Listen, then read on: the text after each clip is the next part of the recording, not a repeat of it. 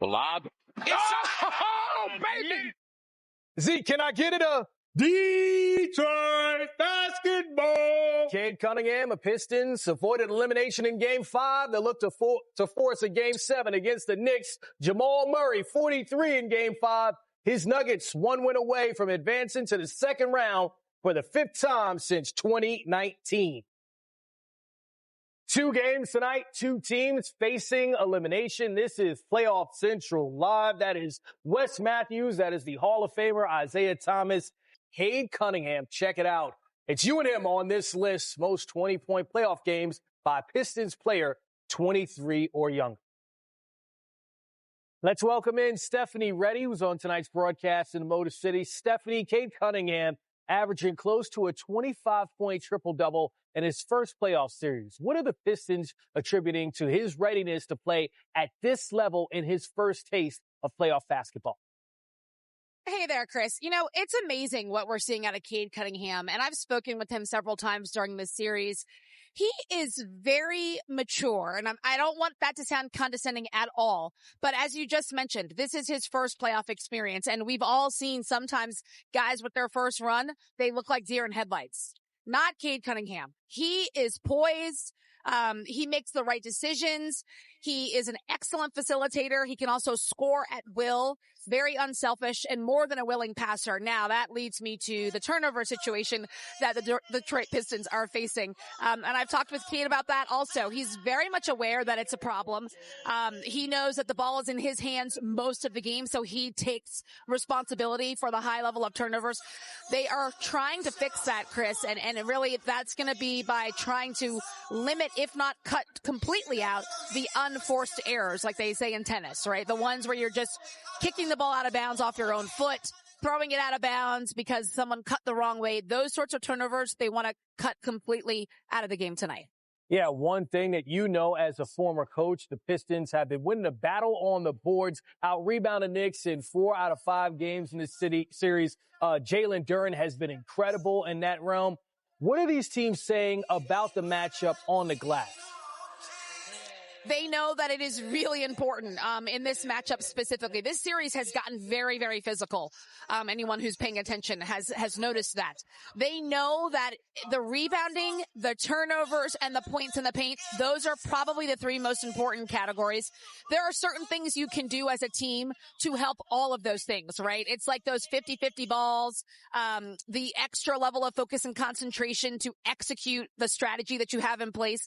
They know that right now, looking at Game 6, that is at the highest level it can be, obviously, before you get to Game 7, right? The Pistons are trying to extend the series, so they understand that they've got to get every board. They've got to get every loose ball. They cannot afford turnovers. And they understand, too, the history of this game, Chris. I mean, let's face it. It's been a very long time since the Pistons have had a playoff win at home. And, this is a new building in that regard, because when they made those runs before, they were not even in this building downtown in Detroit. So this game is very important, not just to the Pistons, but to the city. Yeah, and a big part of that is being a star in your role. You know, Isiah Thomas has been that. That was evident in Game 5 against Jalen Brunson, the way he defended him. For the Knicks, having Brunson go 4 for 16 from the field, 4 turnovers, have they spoken about how to combat that second-year player, Isiah Thomas, and what he's doing on defense to make Jalen Brunson, the clutch player of the year, less efficient? You know, they haven't addressed that specifically. Jalen Brunson is the type of player who he takes responsibility for whatever happens on the floor. He is a true leader, and he understands that as he goes, the team goes. He will actually say, I need to do better. I heard him today correct himself. Like, he started saying we in the sentence, stopped short, and said, I need to be better on the offensive end. He's that kind of player. He understands what is at stake. He also understands what he's capable of. And I think sometimes, and this is just my opinion, sometimes when you're that good at something, you rely on it, and you know you can go to it at any time. I think in this series, Jalen Brunson, he knows he can score at will. He knows his footwork, his paint work is unbelievable. He has extreme high level of confidence because of all the preparation that he's put into this game. But he's going to have to make sure that his teammates like Cat and Hart are heavily involved and they want to start from the very beginning. I heard them talking this morning, the Knicks, about how they want to put their foot on the gas and not let up. They know they've got to start early because, as I mentioned, this building is going to be jumping tonight. Yeah, absolutely. And you'll have the best seat in the house. Stephanie Reddy on the sidelines for tonight's game. Thank you for spending some time with us. We appreciate you. Thanks, Chris. Now, Zeke, look at this elite list. Jalen Brunson, highest average of points and assists per game in these playoffs. Only the Joker with more. Cade Cunningham right there as well. But what were your impressions seeing Brunson live and in color on the court side? I tell you what, watching him play up close, his shot-making ability is damn near perfect. I mean, the way he knocks down the three, he gets to the lane, he can finish around the basket, left-handed, right-handed. He's deadly in the mid-range. His footwork is flawless. I mean, he can go off either foot, right foot, left foot. He keeps you so off balance. He's got the in and out. He's got the yo-yo. He's got the step back. He's got all the basic fundamental dribbling moves, your 1, 2, 3. And then he's got the big body bump, you know. So whether you 6'6" or whether you 6'2", you know, he has impeccable timing. When he gives you the shoulder bump, boom, right? And then he goes into a shot, he pushes you back just enough where you can't jump. So timing-wise, he's flawless, he's impeccable, and I am just, hey, man, I'm bowing, right? Because what that young man did, particularly, and I was there game 4, you know, watching. I mean, his shot making was so on point. I mean, needed, when you talk about clutch, when you talk about needed at the right time, he's like, Coach, I got what you need. I'm going to give it to you when you need it, how you want it, when you want it. You want that now? I got you. Yeah, clutch play of the year for a reason. But Karl-Anthony Towns, also in that last win for the Knicks in this series in Game 4, was just as clutch for the Knicks, and they really needed that. Wes, can you take us through how Karl-Anthony Towns, really, when he's effective and efficient in this series, what it does for the Knicks? I mean, it takes him to another level. I mean, he's a guy that can score at 3 levels. Obviously, we saw his ability to make shots and make, you know, big shots in big moments. He's a matchup problem for for Detroit because of his size, his ability to post up, collapse defenses. He's a willing passer, and it's easier to pass over the top when you're bigger than everybody else. So that's an advantage that he does have. And when he does get inside the paint and he's making plays, then that just extends the outside game. And then you got Jalen Brunson coming off handoffs, pick and rolls. Now you got spacings. You got to attack. He can attack closeouts. I mean, he's a versatile scorer. Yeah, it's something special when your center shooting 50% from three-point range in the playoffs. There's Karl-Anthony Towns, as I mentioned, highest three-point percentage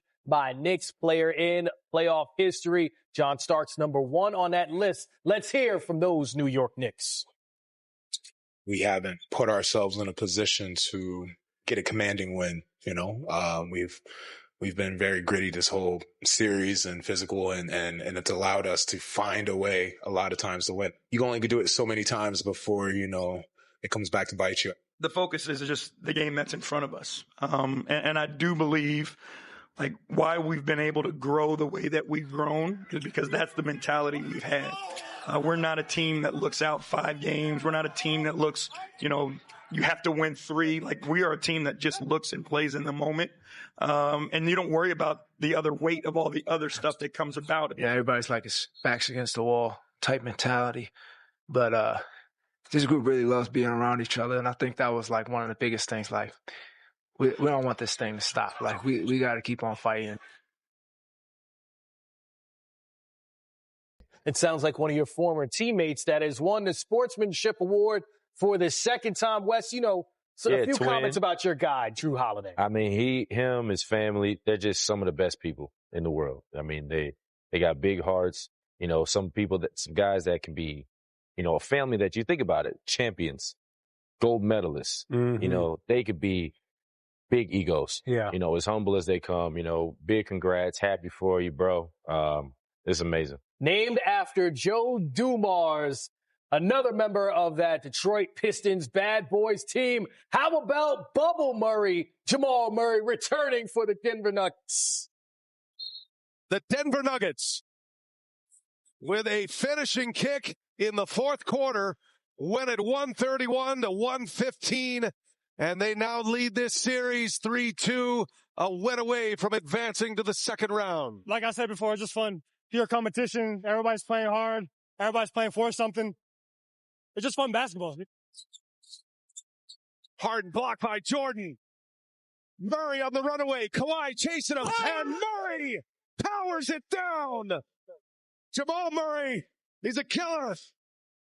When he's aggressive, we're a different team. And when he's playing with that swagger and going out and competing at the level that he did tonight, we're a tough team to beat.